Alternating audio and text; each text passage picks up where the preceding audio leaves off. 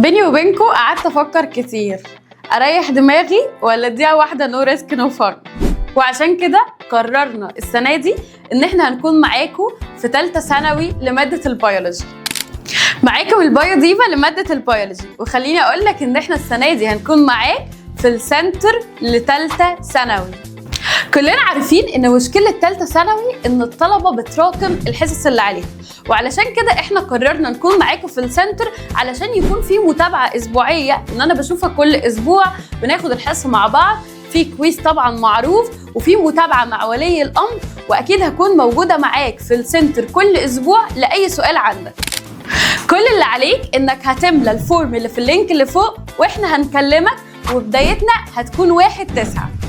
ان شاء الله هتبقى سنه سعيده علينا كلنا، ودايما هتلاقيني بسبورت في المنهج وبره المنهج ونفسيا، وان شاء الله ربنا يسترها السنه دي. وافتكروا دايما مع البايو ديفا، البيولوجي سهله مش مخيفه. باي باي.